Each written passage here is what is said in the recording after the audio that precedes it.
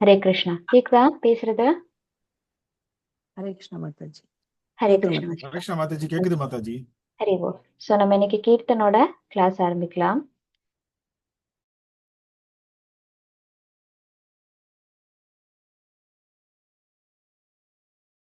ஹரே கிருஷ்ணா மாதாஜி. தரு மாதாஜி மியூட்ல இருக்கீங்க.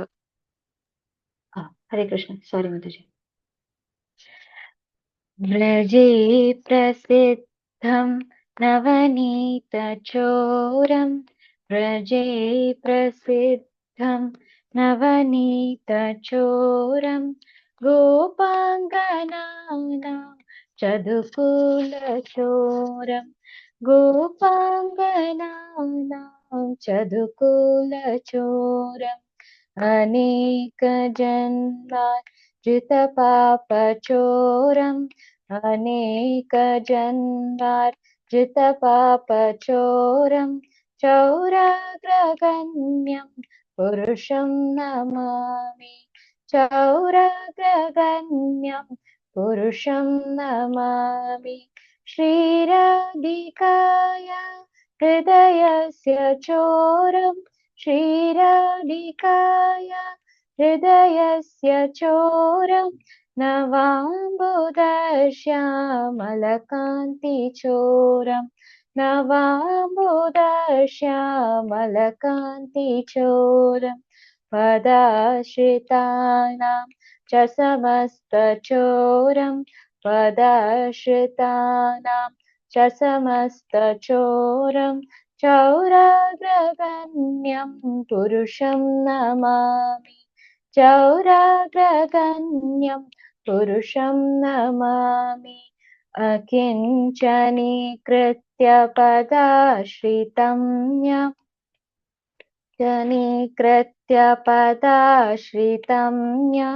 करोति भिक्षुं पतिगेहहीनं करोति भिक्षुं पतिगेहहीनं केनाप्यहो भीषणचौरैर्दृक् केनाप्यहो भीषणचौरैर्दृक्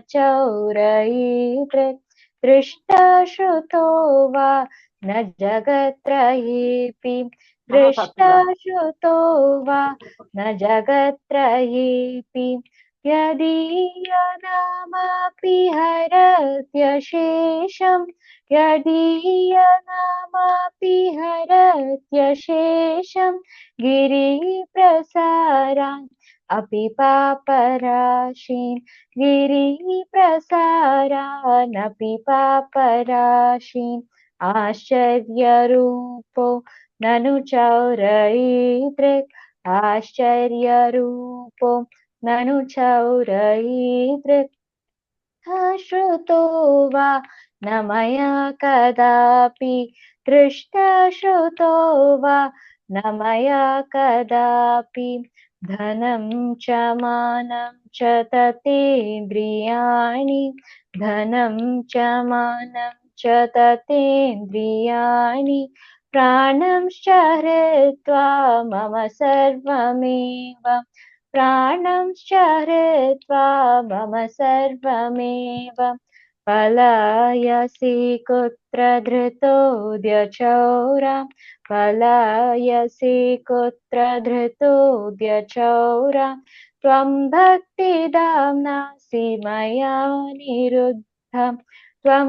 भक्तिदाम्नासि मया निरुद्धम् घोरं यमपाशबन्धं छिनत्सि घोरं यमपाशबन्धं भिनत्सि भीमं भवपाशबन्धं भिनत्सि भीमं भवपाशबन्धं छिनत्सि सर्वस्य समस्तबन्धं छिनत्सि सर्वस्य समस्तबन्धं नैवात्मनो भक्तकृतं तु बन्धं नैवात्मनो भक्तकृतं तु बन्धं मनमानसि तामसराशि घोरे मनमानसि तामसराशि घोरे कारागृहे दुःखमये निबद्धं कारागृहे दुःखमये निबद्धं लभस्व हि चौरहरे चिराय लभस्व हि चौरहरे चिराय स्वचौर्यदोषोचितमेव दण्डम् स्वचौर्यदोषोचितमेव दण्डम् कारागृहे वस सदा हृदये मदीये कारागृहे वस सदा हृदये मदीये मद्भक्तिपाशा दृढबन्धननिश्चलः सन् मद्भक्तिपाशा दृढबन्धननिश्चलः सन् त्वां कृष्ण हे प्रलयकोटिशतान्तरेऽपि त्वां कृष्ण हे प्रलयकोटिशतान्तरेऽपि सर्वस्य चौराहृदयान् नहि मोचयामि सर्वस्य चौराहृदयान् नहि मोचयामि। हरि बोल। हरे कृष्णा। हरे कृष्णा माताजी சூப்பரா இருக்கு மாதாஜி வாய்ஸ் நல்லா இருந்தது हरे हरे कृष्णा कृष्णा माताजी माताजी। हरे हरे कृष्णा कृष्णा माताजी। माताजी हरे कृष्णा। हरे इल्ला कृष्णा माताजी माताजी इसका हरि बोल। हरे कृष्णा। हरे कृष्णा माताजी। हरे कृष्णा. So हरे நம்ம कृष्णा இன்னைக்கு माताजी ஹரே கிருஷ்ணா பிரபுஜி. நம்ம இன்னைக்கு 6வது சாப்டர்ல 4வது ஸ்லோகம் பார்க்க போறோம். எல்லாருக்கும் ஸ்கிரீன் தெரியும்? தெரியுது माताजी। தெரியுது மாதாஜி हरे कृष्णा माताजी हरे हरि बोल. कृष्णा माताजी கோவிந்தா. மல்லீஸ்வரி மாதாஜி, ரேணுகா மாதாஜி நம்ம ரிப்பீட் பண்ணலாமா? அண்ணா மாதாஜி हरे कृष्णा माताजी थैंक यू माताजी हरि बोल. हरे कृष्ण. यदा हीनेन्द्रियार्थेषु यदा नेत्रियातेषु यदा हीनेन्द्रियार्थेषु यदा नेत्रियातेषु यदा हीनेन्द्रियार्थेषु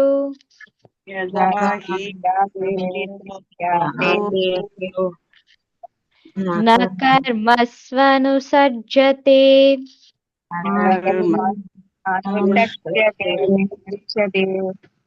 न कर्मस्वनुसज्जते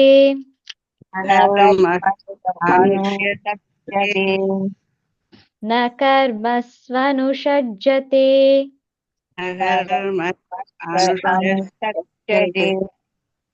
सर्वसङ्कल्पसन्न्यासी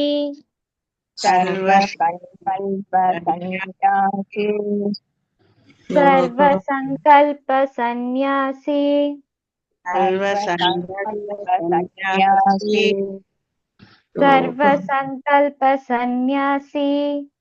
सर्वसङ्कल्पसन्न्यासी योगारूढस्तदुच्यते योगारूढस्तदुच्यते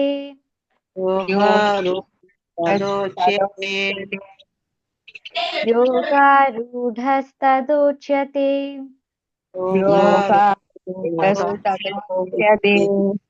यदा हीनेन्द्रियार्थेषु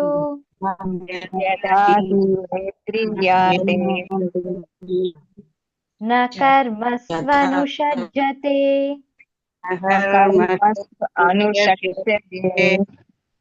सर्वसङ्कल्पसन्न्यासी योगारूढस्तदुच्यते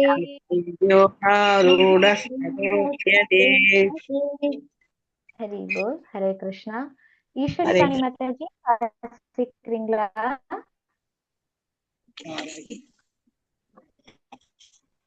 வாசிக்கிறேன் மாதாஜி. ஹரே கிருஷ்ணா. பதம் 4. यथा हि नेत्रियन्त्यार्थेषु न कर्मस्व अनुषज्यते सर्वसङ्कल्पसन्न्यासी योगारूढस्तदोच्यते. थैंक यू माताजी. हरे कृष्ण माताजी. நமஸ்காரம்.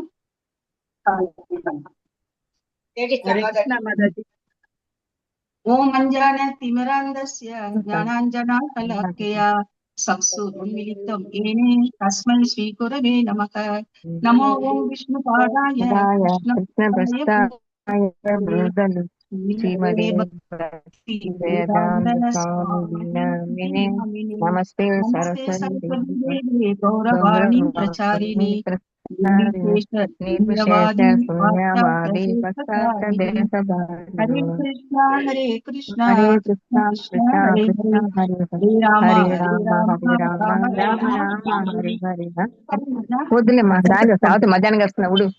அனைத்து பக்தர்களுக்கும் எனது பண்பான நமஸ்காரத்துடன் இந்த காலை ஹரே கிருஷ்ணா. பகவத்கீதா 6வது அத்தியாயம் 4வது பதத்தை நாம் இன்று காணலாம். அது கூட இன்னைக்கு ஸ்பெஷல் ஒரு என்ன சொல்றது, கிருஷ்ணரோட வருகையை பத்தியும் இன்னில இருந்து நம்ம ஆரம்பிக்க போறோம். குரு அவங்க நேற்று எடுத்த அது முடிவு. ரொம்ப அழகா இந்த பயணம் நமக்கு தொடரணும்ட்டு நம்ம பகவானை பிரார்த்தித்து கொண்டு இந்த வகுப்பை ஆரம்பிக்கலாம். இப்ப ஒரு 10 நிமிஷம் தான் நம்ம பகவத்கீதா படிக்க போறோம், அந்த ஸ்லோகம். அதுக்கப்புறம் மீதி இருக்கிற 10-15 நிமிஷம் கிருஷ்ணரோட வருகை, அந்த முதல் அத்தியாயத்துல எப்படி அவர் வரார், எதற்காக வருகிறார் அப்படின்றத நம்ம பார்க்க போறோம். ஹரே கிருஷ்ணா. ஓகேங்களா? யாராவது நாம் படிக்கிற மத்தாச்சு. ஹரே கிருஷ்ணா மத்தாச்சு.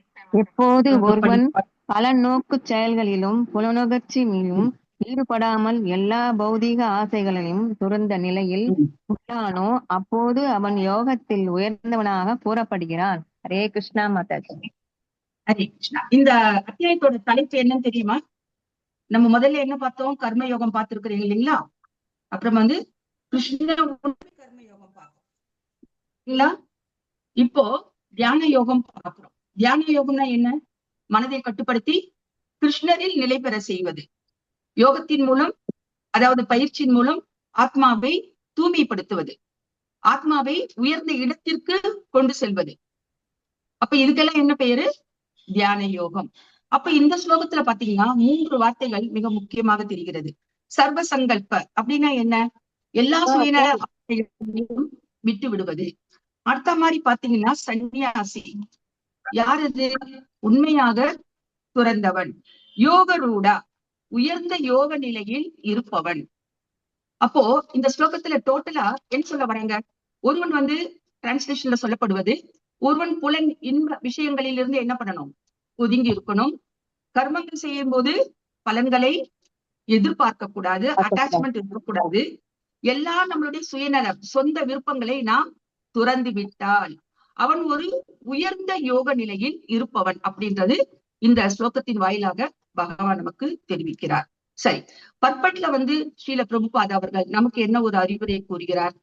யோகம் என்பது வெளிப்புற மாற்றம் கிடையாது.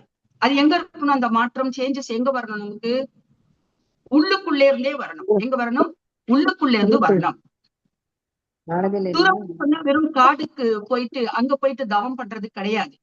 அதே மாதிரி நான் வேலையை விட்டு விடுறேன், நான் சந்நியாசம் மேற்கொள்வது கிடையாது. ஆனா உண்மையிலேயே சந்நியாசம்ன்றது என்னது? காட்டுக்கு செல்வதோ வேலையை விட்டு விடுவதோ கிடையாது. மனதை என்ன பண்ணணும்? நம்ம பற்றற்ற நிலைமையில் நாம் ஒருமித்து கொண்டு வர வேண்டும் அப்படின்னு ஸ்ரீல பிரபுபாதா அழகா இந்த ஸ்லோகத்திற்கான விளக்கம் கொடுக்கிறார். அது மட்டும் அல்லாமல் இந்த புலனின்பம், நம்ம சாப்பிடுறோம், சினிமா பாக்குறோம், சொந்தக்காரங்க கிட்ட பேசுறோம், இதெல்லாம் நிரந்தரமா இருக்கா? கிடையாது. ஒரு அரை மணி நேரம், 1 மணி நேரம், 2 மணி நேரம் இல்லைங்களா? தூங்குறது கூட பாருங்க, தூங்கணும் போல எல்லாம் இருக்கும். ஒரு 4 வரும் 5 வரும் தூங்கிட்டா என்ன பண்ணும்? அதுக்கு மேல தானாவே நம்ம என்ன பண்ணோம்? எழுந்துப்போம் இல்லைங்களா? எல்லாமே தற்காலிகமானது.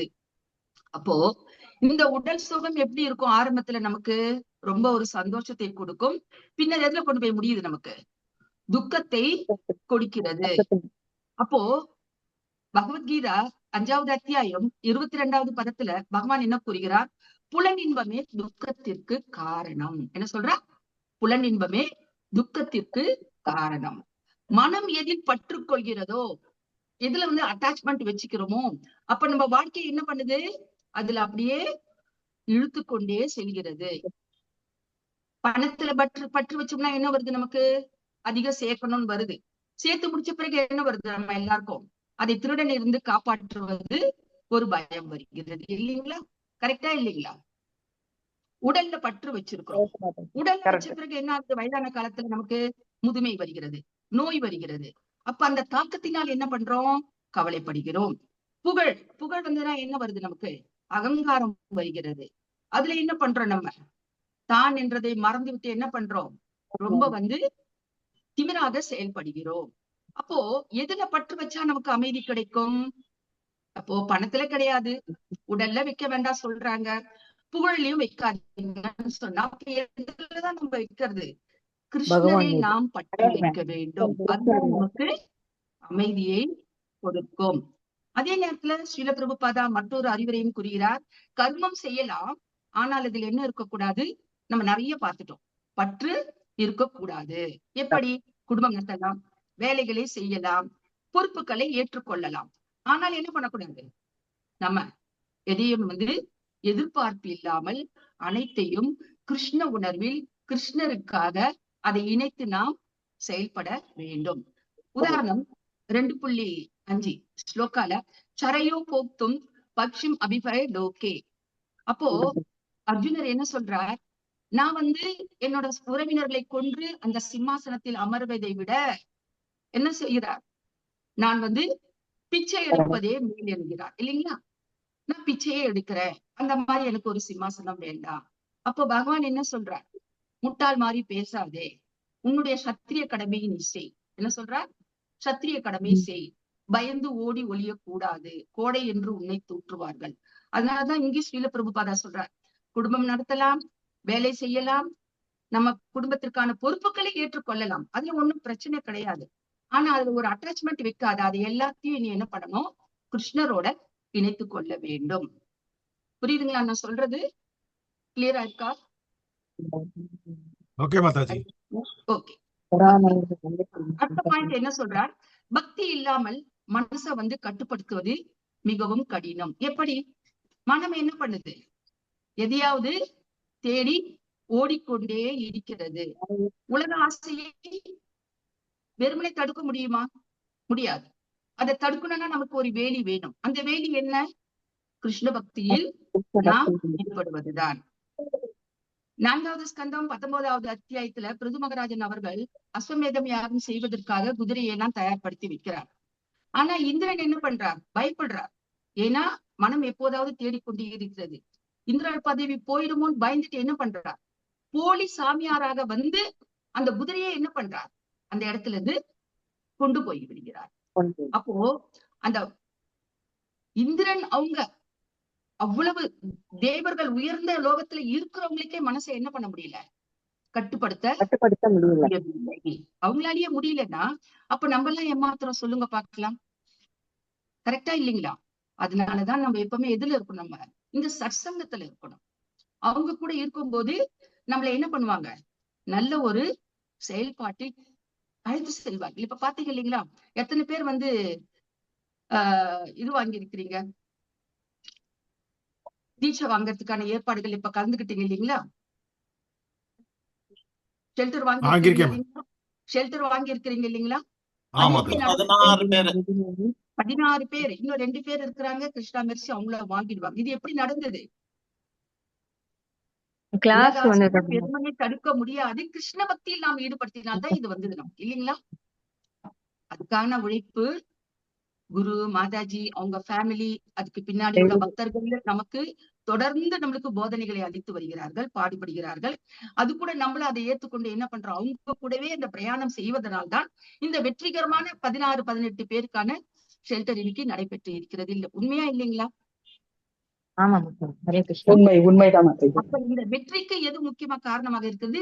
கிருஷ்ண பக்தியில் ஈடுபடுத்த வேண்டும். ஒரு குருவை நாம் தேர்ந்தெடுக்க வேண்டும். அவர் பின்னாடியே நம்ம போயிட்டே இருந்தோம்னா போறோம். ஜஸ்ட் அவருடைய இந்த சுண்டு விரல் இருக்கு பாருங்க, ஜஸ்ட் ஹோல்ட் பண்ணிக்கிட்டு அவங்க சொல்றபடியே போயிட்டே இருந்தோம்னா நமக்கு வாழ்க்கையில எந்த துன்பமும் வராது. பௌதிகளால் நம்ம கலங்கம் அடைய மாட்டோம், பாதிக்கப்பட மாட்டோம். அப்ப புலன்களை அழிக்க வேண்டியது கிடையாது. புலன்கள் இருக்கட்டும். ஆனா அந்த புலன்களை நாம என்ன பண்ணணும்? கிருஷ்ண சேவையில் பயன்படுத்த வேண்டும். எப்படி? காதுகளை என்ன பண்ணணும்? ஹரிகதை கேட்க வேண்டும், பிரசாதம் உண்ண வேண்டும். கண்கள் தெய்வ தரிசனத்தை காண வேண்டும். இதற்கு ஒரு உதாரணம் அம்பரீஷ் மகாராஜா அவர்கள் இல்லைங்களா? அவரு பெரிய ராஜா, செல்வம், அதிகாரம் எல்லாம் இருந்தும் உலகத்தில் அவருக்கு எந்த ஒரு பற்றையும் வைத்துக் கொள்ளவில்லை. எப்படி அவர் புலன்களை கட்டுப்படுத்தினார்? ஸ்ரீமத் பாகவதம் 9வது ஸ்கந்தம் 4வது அத்தியாயம் 18-20 வரையில உள்ள ஸ்லோகால மனத்தை எங்க செலுத்தினார்? கிருஷ்ணரோட திருவடியில், வாய் ஹரிநாமத்தில், காதுகள் பகவத்கீதையில், கைகள் கோவில் சேவையில், கால்கள் தீர்த்த யாத்திரையில். அவர் புலன்களை அனைத்துமே பகவானுக்காக பயன்படுத்தினார். துர்வாச முனிவர் கோபித்து அம்பரீஷரை என்ன பண்ணார்? அழிக்க முயன்றார் ஏகாதசி விரதத்தன்று. ஆனால் சுதர்சன சக்கரம் துர்வாசரை துரத்தியது. 1 வருட காலம் பிரம்மாவை சந்தித்தார், சிவனை சந்தித்தார், பகவான் விஷ்ணுவே சந்தித்தார். ஆனா பகவான் என்ன சொல்லிவிட்டார்? பக்தர்களுக்கு மிஞ்சியது எதுவும் கிடையாது. நான் உன்னை மன்னிப்பதை விட என் பக்தனிடமே சென்று நீ மன்னிப்பை கேள் என்று அவரை 1 ஆண்டு காலம் அலைக்கழித்துதான் நிச்சயம். திரும்பவும் எங்க வந்து விட்டார்? அம்பரீஷரிடமே வந்து மன்னிப்பு கோரினார். காரணம் என்ன? அம்பரீஷர் முழுமையாக பகவானிடம் சரணடைந்திருந்தார். பகவான் என்ன பண்றார்? பக்தர்களுக்கு தன்னை நண்பனாகவும் பிரியனாகவும் ஏற்றுக்கொள்கிறார். அப்ப மற்றொரு உதாரணம் கூட பார்க்கலாம். தேனி தாமரை இலையில், தாமரையின் தேனில் ஆசைப்பட்டு என்ன பண்ணோம்? தேனி அந்த தாமரைக்குள்ள போயிட்டு அந்த தேனை உறிஞ்சலாம் சொல்லிட்டு உள்ள போகும். அது மாலை நேரத்தில் அந்த மாற போகும்போது என்ன நடக்கும்? சூரிய உதயம் அஸ்தமிக்கும் போது அந்த தாமரை என்ன பண்ணிடும்? அப்படியே மூடிடும். அப்ப அதுக்குள்ள என்ன ஆகும்? அந்த தேனி சிக்கி கொள்ளும். காலை வந்து என்ன பண்ணும்? அந்த தாமரை வந்து மலரும். யானை வந்து மிதிக்கும், அல்லது மாதாஜி சொன்ன மாதிரி மழை வரலாம், கசங்கலாம். அப்போ அந்த தேனி அதுல இருந்து வெளியில வர முடியுமா? வர முடியாது. அது போலதான் நம்மளும் புலனின்ப ஆசை ஆரம்பத்தில் நமக்கு ரொம்ப இனிமையாக இருக்கும். ஆனால் அதுவே நமக்கு பந்தமாக மாறும். இன்னொரு கூட ஒரு உதாரணம் பார்க்கலாம். மீன் வந்து என்ன பண்ணும்? ஒரு சின்ன ஒரு உணவு வைப்பாங்க, அந்த தூண்டில்ல போடுவாங்க. அதுக்கு ஆசைப்பட்டு என்ன பண்ணும்? அது வந்து கடிக்கும், பாவம். ஆனா 1 நிமிட சுவைக்காக தன்னுடைய முழு வாழ்க்கையும் அது இழைக்கிறது. உடனே என்ன பண்ணுவான்? தூண்டில்ல மாட்டந்தோ அதை டக்குன்னு என்ன பண்ணுவாங்க? வெளியில எடுத்து அன்னைக்கு தேவையான உணவிற்கு பதத்திற்கு அதை தயார்படுத்துகிறான். அதுபோல்தான் இந்த மனித வாழ்க்கையும். காமம், பேராசை, புகழாசை, புலனின்பம் இவற்றின் பின்னால் நாம் ஓடிக்கொண்டே இருக்கிறோம், துன்பத்தில் சிக்கிக் கொள்கிறோம். அப்போ இதுக்கு ஆன்மீகமான அர்த்தம் என்ன? உலக ஆசை ஆரம்பத்தில் சுகம் போல தெரியும், பின்னர் அது பந்தமாக மாறும். ஆனால் பக்தி யோகம் மனதை சுத்தப்படுத்தும், ஆசையை குறைக்கும், கிருஷ்ணரில் கொண்டு நிலை நிறுத்தும். அப்போ பகவத்கீதை 6வது அத்தியாயம் 4வது பதத்திலிருந்து நாம் அறிந்து கொண்டது என்ன? புலன்களை விட்டுவிட வேண்டியது கிடையாது. புலன்களை நம்ம வந்து விட்டுவிட வேண்டாம். அது கட்டுப்பாட்டுல வச்சுக்கிட்டா போறோம். அந்த கட்டுப்பாடுன்றது என்ன? நம்ம கிருஷ்ண பக்தியில் நம்முடைய புலன்களை ஈடுபடுத்துவதுதான். புரியுதுங்களா? புலன்களை அதுக்காக உங்களை சாப்பிட வேண்டாம், வெளியில போக வேண்டாம், யாரோட பழக வேண்டாம் இல்ல. பழகுறீங்களா? கிருஷ்ண பக்தர்களோட பழகுங்க. வெளியில போகணுமா? யாத்ரா போங்க. சாப்பிடணுமா? நம்ம பிரசாதம் எடுத்துக்கலாம். இதுதான் வந்து இந்த வாழ்க்கைக்கான ஒரு ரகசியம். உலகத்தில் வாழலாம், வேலை செய்யலாம், குடும்பம் நடத்தலாம். ஆனால் மனம் யாரிடம் இருக்க வேண்டும்? பகவானிடம். அம்பரீஷ் மகாராஜாவை போல் மனம் கிருஷ்ணரில், புலன்கள் சேவையில், வாழ்க்கை பக்தியில் இருந்தால் மனிதன் உயர்ந்த யோக நிலையை அடைவான். முடிவுதான் இந்த ஸ்லோகத்தின். புலன்களின் பற்று வைத்தால் பந்தம், கிருஷ்ணரில் பற்று வைத்தால் முக்தி, சுகமான நமக்கு வாழ்க்கை. ஹரே கிருஷ்ணா ஹரே கிருஷ்ணா கிருஷ்ண கிருஷ்ண ஹரே ஹரே, ஹரே ராம ராம ஹரே ஹரே, ஹரே கிருஷ்ண. கொடுக்கப்பட்ட நேரம் ரொம்ப ரொம்ப குறைவா இருக்கிறதுனால நம்ம அடுத்ததுக்கு வந்து கிருஷ்ணா புக்ல முதல் அத்தியாயம் நம்ம பார்க்க போறது வந்து கிருஷ்ணரின் வருகை. அந்த கிருஷ்ணரின் வருகை பார்ப்பதற்கு முன்பாக ஒரு அதிசயம் நடந்திருக்கிறது. அதை பார்த்து விட்டு நாம் கிருஷ்ணரின் வருகையை காணலாம். தொடரலாமா? ஹரே கிருஷ்ணா. ஹரே கிருஷ்ணா. ஒரு காலத்துல வந்து பூமி மிகவும் பாரமாகிவிட்டது. அப்ப அதுக்கு காரணம் என்ன? மலைகளா, சமுத்திரங்களா, இல்ல காடுகளா? கிடையாது, அதர்மம் தான் காரணம். அசுர சுபாவம் கொண்ட அரசர்கள் பூமியை நிரப்பி விட்டார்கள். அவர்கள் நிரபராதிகளை கொன்றார்கள், வேத தர்மத்தை அழித்தார்கள், பக்தர்களை துன்புறுத்தினர், அகம்பாவத்தில் வாழ்ந்தார்கள். அவர்களில் மிக கொடியவனாக இருந்தவன் யார்? கம்சன் என்ற அரக்கன். பகவானுக்கு 7-8 எதிரிகள் இருக்கிறார்கள். அதில் கம்சன், சிசுபாலன், பவுண்ட்ரன், பூதனா அரக்கி, இவங்க எல்லாம் இருக்கிறாங்க. ராவணன் இந்த லிஸ்ட்ல இருக்கிறாங்க. இப்ப நம்ம பார்க்க போறது கம்சன். அவன் போன்ற அரக்கர்களால் பூமி தாங்க முடியாத துன்பத்தில் இருந்தது. பூமாதேவி மிகவும் கவலை அடைந்தார்கள். இந்த மாதிரி அரக்கன்லாம் இந்த பூமி மேல இருக்கிறாங்களே அப்படின்ட்டு கவலைப்படுறாங்க. எப்படி என்ன பண்ணலாம்? இதுக்கு ஒரு சொல்யூஷன் கண்டுபிடிக்கணும். இவ்வளவு பாவத்தை நான் எப்படி தாங்குவேன் என்று துன்பப்பட்டாள். அவள் பசுவின் வடிவம் எடுக்கிறாள். ஏன் பசுவின் வடிவம் எடுக்கிறாங்க? வேதங்களில் பசு என்ன? தர்மத்தின் சின்னம், பொறுமையின் சின்னம், தாய்மையின் சின்னம். ஸ்ரீமத் பாகவதம் 1வது ஸ்கந்தம் 7வது அத்தியாயத்துல 7 தாயின் பெயர்கள் குறிப்பிடப்பட்டுள்ளன. அந்த தாயில் 2 பெயர்கள் என்ன வருகிறது? பூமி அண்ட் பசு. இரண்டையுமே நாம் தாயாக ஏற்றுக்கொள்ள வேண்டும். அப்போ பூமாதேவி அழுது கொண்டே தேவர்களின் உலகத்திற்கு செல்கிறாள் முறையிடுவதற்காக. யாரிடம் சென்று முறையிட்டாள்? முதலில் பிரம்மாவிடம் முறையிட்டாள். அவள் சென்று பிரம்மா அவர்களின் முன் நின்றாள். கண்களில் கண்ணீர், நடுக்கம் நிறைந்த குரலில் கூறினாள், பிரபோ, பூமி அதர்மத்தால் நிரம்பிவிட்டது. அசுரர்கள் எல்லா இடங்களிலும் ஆட்சி செய்கின்றனர். பக்தர்கள் துன்பப்படுகிறார்கள். என்னால் இனி தாங்க முடியவில்லை.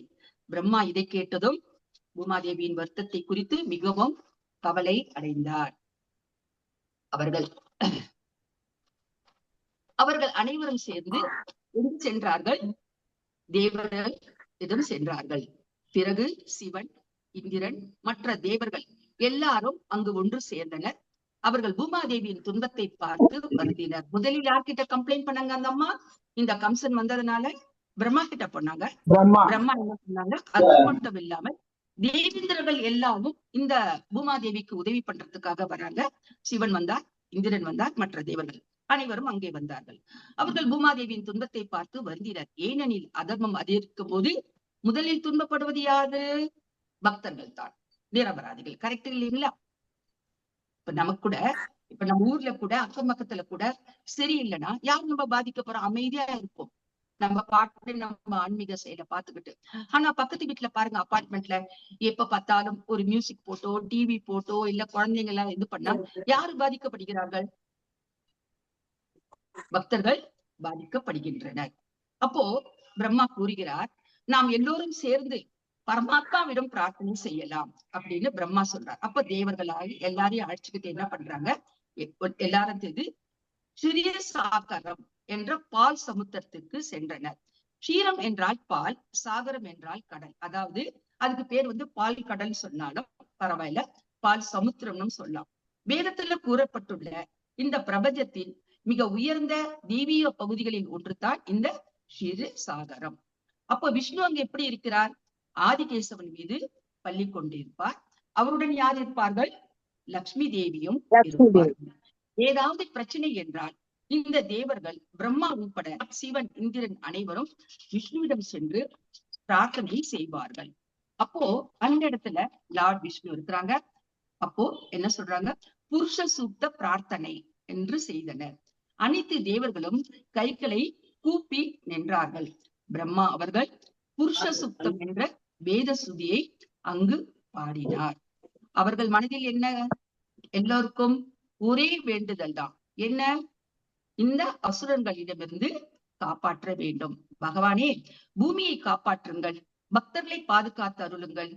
அப்பொழுது பகவானின் பதில் கூறுகிறார். பிரம்மாவின் இதயத்தில் அந்த பதில் வருகிறது. பகவானின் பதில் யாரிடம் கிடைக்கிறது? பிரம்மாவின் இதயத்திலிருந்து வெளிப்படுகிறது.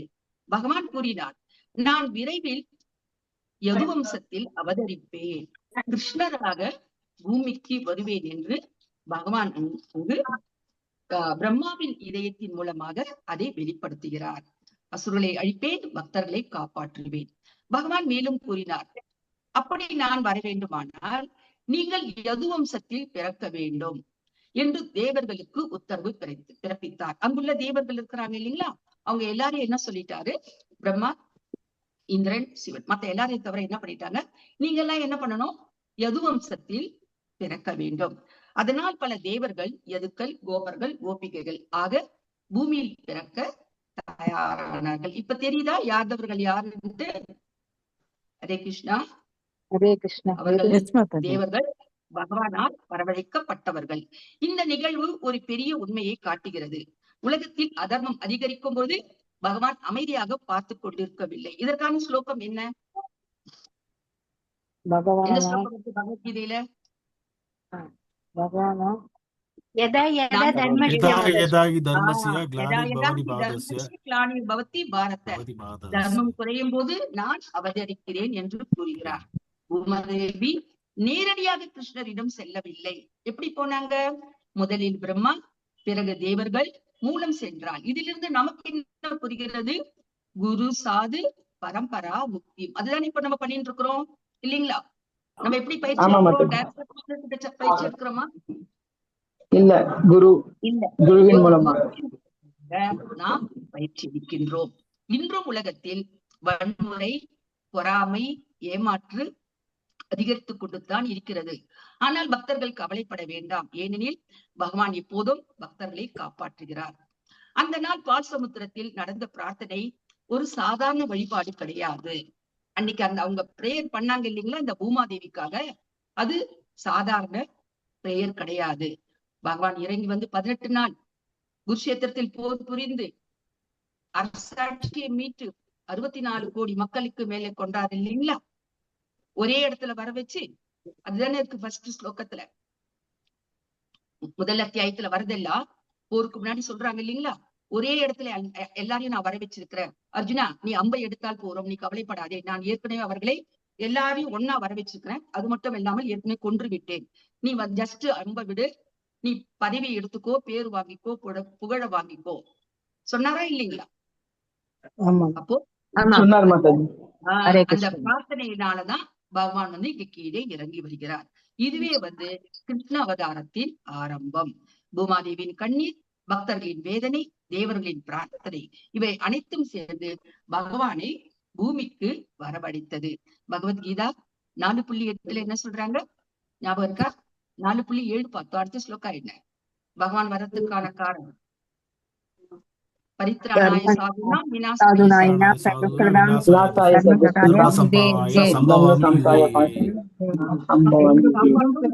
அழிக்கும் நான் வருகிறேன். அப்போ ஹரே கிருஷ்ணா கிருஷ்ண கிருஷ்ண ஹரே ஹரே ராம. அப்போ பூமாதேவியோட விருப்பப்படி, பிரார்த்தனையின்படி, தேவர்களோட சப்போர்ட், பிரம்மாவோட சப்போர்ட் படி பகவான் வருகிறார். அப்ப கிருஷ்ணரின் வருகை எப்படி நடந்தது, எந்த இடத்துல நடந்தது என்றத இந்த கிருஷ்ணா புத்தகத்தின் மூலமாக, ஒவ்வொரு அத்தியாயத்தின் மூலமாக ஒவ்வொரு பக்தர் நமக்கு விளக்க போகிறார். இப்ப முதல்ல வந்து எப்படின்றத நம்ம கொஞ்சம் ஷார்ட்டா பார்க்கலாம். ஓகேங்களா? ஒரு 5 நிமிஷத்துல நம்ம முடிச்சிடலாம். மதுரா நகரம் அந்த நாள் மிகவும் அழகாக இருந்தது.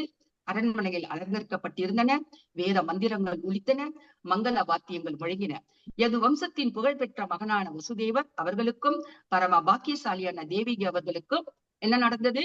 திருமணம் நடைபெற்றது. மக்கள் அனைவரும் மகிழ்ச்சியில் திளைத்தனர். ஆனால் அந்த மகிழ்ச்சியின் நடுவில் ஒரு மறைந்த தெய்வீக திட்டம் வேலை செய்து கொண்டிருக்கிறது. அது என்ன திட்டம்? பரமாத்மா ஸ்ரீகிருஷ்ணர் பூமிக்கு வருவதற்கு தயாராகி கொண்டிருக்கிறார். தேவிகியின் அண்ணன் யார்? கம்சன். அவன் தேவிகியை மிகவும் நேசித்தான். அவளை தன் கைகளால் தேரில் ஏற்றி அன்பு கணவன் வீட்டிற்கு அழைத்து சென்றான். அந்த நேரத்தில் யாரும் நினைத்து பார்க்க முடியாத சில நிமிடங்களிலே அவன் கொடிய அரக்கனாக மாறப்போகிறான். தங்கைக்கு கல்யாணம் நடக்கிறது. மாமியார் வீட்டிற்கு தன் மைத்துனருடன் தேரில் அழைத்து செல்கிறான். ஆனால் வழியிலேயே அவன் கொடிய அரக்கனாக மாறுவதற்கான ஒரு சம்பவம் நடைபெறப் போகிறது. இதுதான் வந்து பௌதிகமான ஒரு அன்பு. புரியுதுங்களா? நம்ம இன்னைக்கு உறவினர்கள் கூட எப்படி இருக்கிறோம்? சந்தோஷமா இருக்கிறோம். ஆனா சில நேரங்கள்ல என்ன பண்றோம்? ஏதாவது ஒரு காரணத்திற்காக அது வந்து பௌதிகமான அன்புனால நமக்கு பொறாமை, சண்டை, சச்சரவுகளே சொந்த மகன், மகள், மருமகள் கூட இன்றைக்கு நடந்து கொண்டிருக்கிறது இல்லைங்களா? இன்று அன்பு, நாளை பகை. இதுதான் நம்முடைய வாழ்க்கை. அதனால்தான் பகவத்கீதா 8வது அத்தியாயம் 15வது ஸ்லோகத்துல பகவான் என்ன சொல்கிறார்? அசாஸ்வதம், இந்த உலகத்தில் எல்லாமே நிலை பெற்றது. அப்பொழுது திடீரென்று வானத்தில் ஒரு அதிர்ச்சியான குரல் கேட்டது. அசிரிரி வாக்கு. கம்சா, நீ இப்போது மகிழ்ச்சியுடன் அழைத்து செல்லும் உன் தங்கை தேவகியின் 8வது குழந்தை உன்னை கொள்ளும் என்று அசிரிரி வாக்கு அளித்தது. அந்த ஒரு வார்த்தை கம்சனின் இதயத்தில் மின்னல் போல் பட்டது. அவன் உடனே தேரை நிறுத்தினான். முகம் சிவந்தது, கண்கள் கொதித்தது, அன்பு பயமாக மாறியது. உடனே வாளை எடுத்து தேவகியின் தலைமுடியை பிடித்தான். அதுக்கு முன்னாடி என்ன பண்ணா, தங்கச்சிக்கு கல்யாணம் அழகா மைத்துனர்களுடன் தேரில் அவளை கொண்டு விட்டு விடுவதற்காக செய்கிறான். ஆனா இப்ப என்ன பண்ணிட்டான், இந்த அசிரீரி வாக்கு கேட்ட பிறகு அரக்கனாக மாறிவிட்டான். என்ன காரணம்? பயம். இதுதான் மாயை.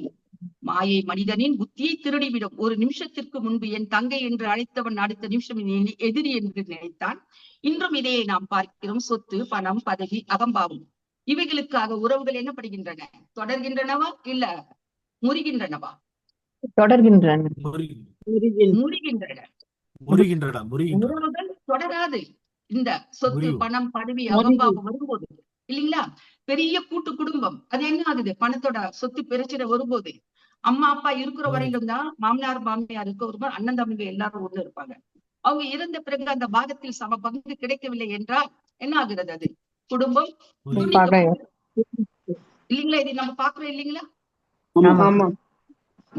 ஏனெனில் மனிதன் நான் இந்த உடல் என்று நினைக்கிறான். பகவத்கீதா 2வது அத்தியாயம் 62, 63வது பதத்தில் காமம் மற்றும் பயம் புத்தியை அழிக்கிறது என்று பகவான் கூறுகிறார். ஆனால் வசுதேவர் எப்படி இருக்கிறார் இந்த நேரத்தில்? அந்த மோசமான நேரத்தில் தன் மனைவியை கொல்வதற்காக சொந்த அண்ணன் வந்து தயாராகிறார். ஆனால் வசுதேவர் அமைதியாக இருக்கிறார், பதறவில்லை, கோபம் கொள்ளவில்லை. இதுதான் ஒரு பக்தனின் அடையாளம். வசுதேவர் மிகவும் மெதுவாக பேசினார். கம்சா, ஏன் இவ்வளவு பயப்படுகிறாய்? பிறந்தவனுக்கு மரணம் நிச்சயம், அஞ்சாதே என்று கூறுகிறார். பகவத்கீதை 2வது அத்தியாயம் 27வது பதத்தில் ஜாதசி இத்ருவோ மத்யு துருவம் ஜன்ம மிருதஸ்யச்சா, பிறந்தவனுக்கு மரணம் நிச்சயம். மேலும் வசுதேவர் தொடர்ந்து கூறுகிறார், நீ இன்று தேவியை கொன்றாலும் நாளை வேறு விதமாக உனக்கு மரணம் வரும். மரணத்திலிருந்து யாரும் தப்ப முடியாது. இது ஆத்ம தத்துவம். ஆனால் பௌதிகமான மனிதன் தன் உடலை காப்பாற்றியே தன் வாழ்நாளை முழுவதையும் என்ன பண்றான்? உடலை காப்பாற்றுவதிலேயே, சொத்து பத்துக்களை காப்பாற்றுவதிலேயே வாழ்க்கையை கழிக்கிறான். கம்சன் உள்ளுக்குள் நடுங்கினான். ஏனெனில் அவன் அரசன், பலசாலி, செல்வந்தன். ஆனால் அவனால் என்ன பண்ண முடியாது? மரணத்தை வெல்ல முடியாது. பல வரங்கள் கேட்டார் பிரம்மாவிடம், அனைத்தையும் கொடுத்தார். ஆனால் மரணத்தை என்ன பண்ண முடியல? காலையில வரக்கூடாது, சாயங்காலம் வரக்கூடாது, வெளியில வரக்கூடாது, உள்ள வரக்கூடாது, காற்றினால் வரக்கூடாது,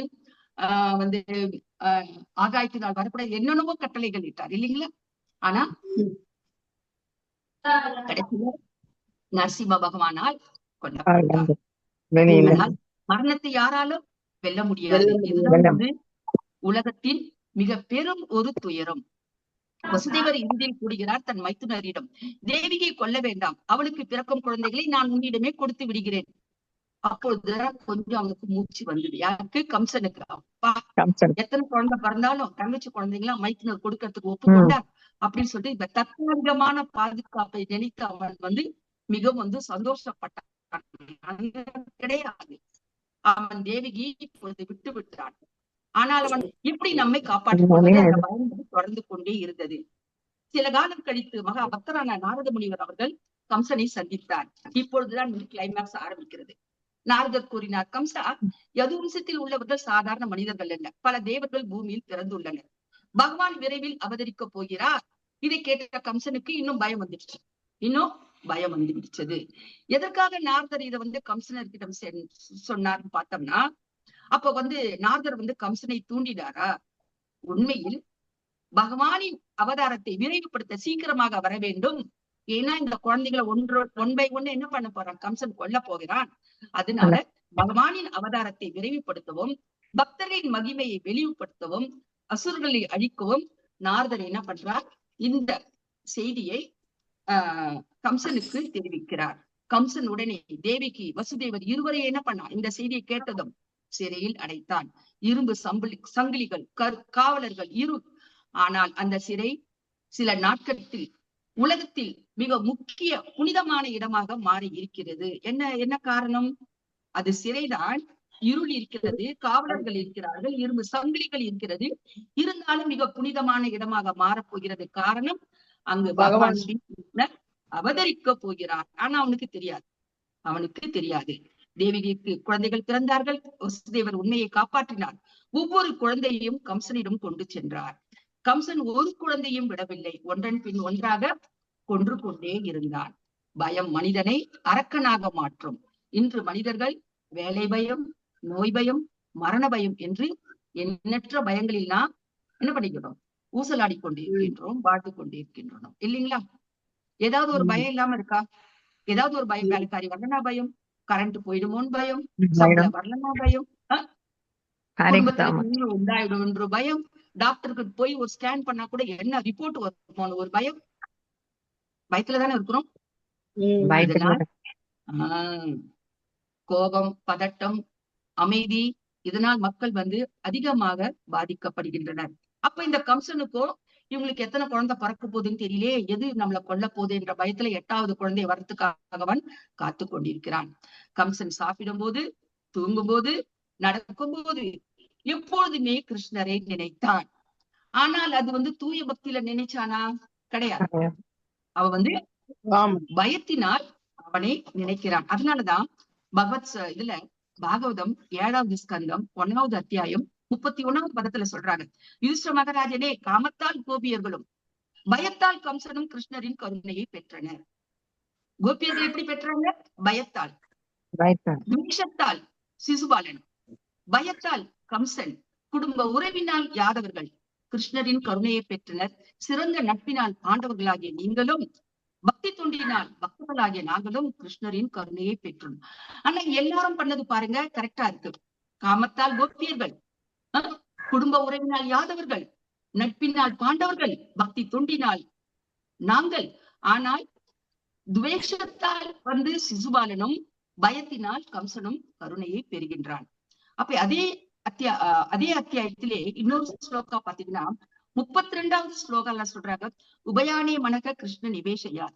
ஆகவே ஒருவன் இவ்விதத்திலாவது, அதாவது நட்புணர்ச்சியுடனோ அல்லது பகையுணர்ச்சியுடனோ நாம் கிருஷ்ணரை பற்றி நினைப்பது அவசியமாகும். அப்ப இந்த இடத்துல கம்சன் பக்தி உணர்வோட பகவான அவன் நினைக்கல. பகையுணர்ச்சியுடன், வெறுப்புடன், பயத்துடன் தான் பகவானை நினைத்து கொண்டே இருக்கிறான். அப்ப நம்ம பகவான ஏதாவது ஒரு விதத்துல என்ன பண்ணணும்? நம்ம பகவானை என் எதிரி வருகிறார் என்ற பய நினைவு அவன் கூடயே இருந்து கொண்டே இருக்கிறது. இதில் இருந்து நமக்கு ஒரு பெரிய பாடம் தெரிகிறது. என்ன பாடம்? கிருஷ்ணரை நினைப்பது மட்டும் போதாது, அன்புடன் நினைக்க வேண்டும். பகவத்கீதா 18.65 மன்மனாபவ மத்பக்தோ, என்னை அன்புடன் நினை என்கிறார் ஸ்ரீ கிருஷ்ணர். அப்போ பரீட்சித் மகாராஜுக்கு என்னாச்சு? அவருக்கு மரணம் வரப்போகிறது. 7 நாளில் பாம்பு கடித்து இறக்கப் போகிறார். ஆனாலும் அவர் மரணத்தை கண்டு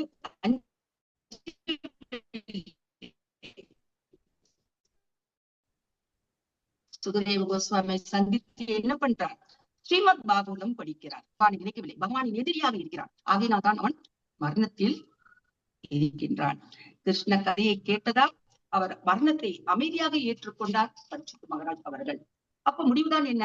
இந்த சாப்டருக்கு ஒரு உண்மை தெரிகிறது. கம்சனிடம் என்ன இருந்தது? அரண்மனை, படைபலம், செல்வம் இருந்தது.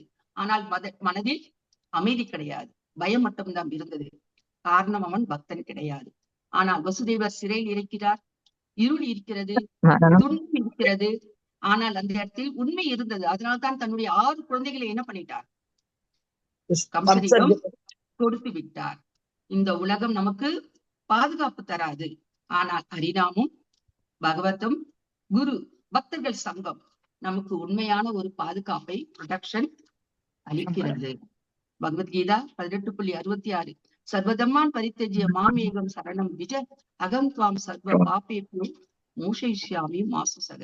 என்னிடம் சரணடை, நான் உன்னை காப்பாற்றுவேன் என்று கூறுகிறார். அப்போ இந்த பயத்துல இருக்கிற கம்சன் 8வது பாக வரப்போகும் குழந்தை 7வது வரப்போகும் என்ன செய்கிறார் என்றதை நம்ம அடுத்த அத்தியாயத்துல அடுத்த மாதாஜி அல்லது பிரபுஜி தொடர்வார்கள். இத்துடன் இந்த வகுப்பை நான் முடித்துக் கொள்ளலாம் என்று நினைக்கிறேன். வாய்ப்பு கொடுத்தமைக்கு நன்றி.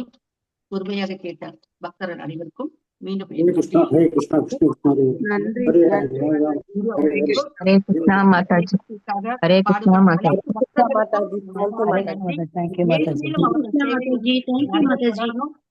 நிறைய பேர் தீட்சை வாங்கணும்.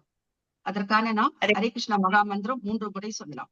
ஹரே கிருஷ்ணா ஹரே கிருஷ்ணா ஹரே கிருஷ்ணா ஹரே ஹரே கிருஷ்ணா ஹரே ஹரே கிருஷ்ணா ராம ஹரே ராம ராம ராம ஹரே ஹரே ஹரே ஹரே கிருஷ்ணா ஹரே கிருஷ்ணா கிருஷ்ணா கிருஷ்ணா ஹரே கிருஷ்ணா கிருஷ்ணா ஹரே ராம ஹரே ராம ராம ராம ஹரே ஹரே ஹரே கிருஷ்ணா கிருஷ்ணா கிருஷ்ணா கிருஷ்ணா ஹரே ராம ராம ராம ஹரே ஹரே ஹரே கிருஷ்ணா. எனக்கு இந்த ஷார்ட் பீரியட்ல தான் எனக்கு நேத்தி மாதாஜி சொல்லியிருந்தாங்க இந்த லெசன் எடுக்கணும்னு சொல்லிட்டு. ஏற்கனவே படிச்சதுதான், இருந்தாலும் ராத்திரி உட்கார்ந்து இதை தயார் பண்ண ஏதாவது குறைகள் இருந்தால் தயவு செய்து மன்னிக்கும். நன்றி. ஹரே கிருஷ்ணா மாதாஜி. தேங்க்யூ மாதாஜி. நல்லா சொன்னீங்க மாதாஜி. ரொம்ப நல்லா மாதா இருந்துச்சு. ஹரே கிருஷ்ணா ராதாராணி மாதாஜி தேங்க்யூ. நன்றி மாதாஜி. நன்றி Mataji. Thank you Mataji. Nice Hare class Mataji. நான் சொன்னது கரெக்டா என்னன்னு தெரியல. நான் பகவத்கீதாலாம் எடுத்துக்கிறோம், பாகவதம் எடுத்துக்கிறோம். கிருஷ்ணா புக்கு இன்னைக்குதான் ஃபர்ஸ்ட் டைம் எடுக்கிறேன். அது ஃபர்ஸ்ட் ஸ்லோகாவே எனக்கு வந்து வாய்ப்பு இருக்கிறத ரொம்ப சந்தோஷமாவும் பெருமையாகவும் ஏற்றுக்கொள்கிறேன். ஹரே கிருஷ்ணா. ஹரே கிருஷ்ணா மாதாஜி. நாங்க தான் உங்களுக்கு வந்து சொல்லணும் மாதாஜி. ஹரே கிருஷ்ணா மாதாஜி. நன்றி சொல்லணும். ஹரே கிருஷ்ணா. சரி, Thank you very much. ஏதாவது சந்தேகம் இருந்தா கேட்கலாம், குரு இருந்தாக்கா பேசலாம். மாதாஜி இருக்காங்களா? லேட் ஆயிடுச்சு, வகுப்பை முடிச்சுக்கலாமா? ஹரே கிருஷ்ணா. ஒரு சின்ன முடிக்கிறதுக்கு முன்னாடி ஒரு அனௌன்ஸ்மெண்ட் இருக்கு. ஓகே, ஹரே கிருஷ்ணா. பிரணாம் பிரணாம். யா வாஞ்சா கல்பதர்பியஸ கிருபா சிந்துவேவ ச பதிதானாம் பாவனேபியோ வைஷ்ணவேபியோ நமோ நமக. ஹரே கிருஷ்ணா. ஹரே கிருஷ்ணா. ஹரே கிருஷ்ணா பிரபு. கிருஷ்ணா குருஜி பிரபுஜி. பண்ணிடலாமா? சாரி பிரபு. சாரி பிரபுஜி. ஹரி போல். இன்னைக்கு நம்மளுக்கு கிளாஸ்ல இருந்து ஜெகதீஷ் பிரபுஜி வந்து நம்மளுக்கு இன்னைக்கு ரீகேப் பண்ணுவாங்க. ஹரே கிருஷ்ணா பிரபுஜி. ஹரே கிருஷ்ண மாதாஜி. ஹரே ஹரே கிருஷ்ணா கிருஷ்ணா பிரபுஜி. ஹரே கிருஷ்ண பிரபு. இன்னைக்கு நம்ம தியான யோகம் பார்த்திருக்கோம். இதுல இந்த 6வது ஸ்லோகால நம்ம முக்கியமா கத்துக்க வேண்டிய முக்கியமான விஷயம் என்ன அப்படின்னா, நம்ம வந்து இந்த புலன் இன்ப விஷயங்களிலிருந்து அந்த அது மேல எப்போ பற்று வைக்காம இருக்கிறோமோ, அதே மாதிரி இந்த உலகத்துல இருக்கிற இந்த பௌதீக ஆசைகளை எல்லாம் துறந்து எப்படி அதுல பற்று இல்லாம இருக்கிறோமோ, அவங்க வந்து ஒரு சிறந்த யோக நிலையை அடைய முடியும் அப்படின்றதான் இன்னைக்கு ஸ்லோகால நம்ம இன்னைக்கு ஷேர் பண்ணிருக்காங்க. அதே மாதிரி புலன் இன்ப விஷயங்கள்ல பற்று வைக்காமல் கிருஷ்ண உணர்வில் வந்து எப்படி நம்ம பக்தி செலுத்தினா அதுல இருந்து நம்ம வந்து மீண்டு வர முடியும் அப்படின்றத இன்னைக்கு ஸ்லோகால தெரிஞ்சுக்கிட்டோம். கிருஷ்ண பக்தியிலையும் கிருஷ்ண உணர்விலையும் பற்று வைக்க வேண்டும் அப்படின்னு மாதாஜி சொல்லியிருந்தாங்க. அதே மாதிரி யோகம் என்பது வந்து வெறும் வெளியில நடக்கிற விஷயம் மாத்திரம் இல்லை. இன்னைக்கு நிறைய பேர் அப்படிதான் நினைச்சுக்கிறாங்க. அதை ரொம்ப அருமையா சொல்லியிருந்தாங்க. யோகம் என்பது உள்ளுக்குள் ஏற்படுகிற மாற்றம். அதுதான் பற்றற்ற நிலை கூட. அதுதான் யோகம் என்பது உள்ளுக்குள் ஏற்படுகிற மாற்றம். அதே மாதிரி மனதை பற்றற்ற நிலைக்கு கொண்டு வருவதே மிக முக்கியமான விஷயம் சொல்லியிருந்தாங்க மாதாஜி. அந்த ஸ்லோகால இருந்து நம்ம தெரிஞ்சுக்க வேண்டிய விஷயம். அதே மாதிரி பக்தி இல்லாமல் மனதை கட்டுப்படுத்துவது கடினம் அப்படின்ற விஷயமும் சொல்லியிருந்தாங்க. அதே மாதிரி பக்தி யோகம் மட்டுமே மனதை கட்டுப்படுத்தும் ஒரு முக்கியமான விஷயம். இதுதான் நம்ம இன்னைக்கு இந்த ஸ்லோகால இருந்து நாம தெரிஞ்சுக்க வேண்டிய விஷயம் மாதாஜி. பிரபுஜி ஹரே கிருஷ்ணா.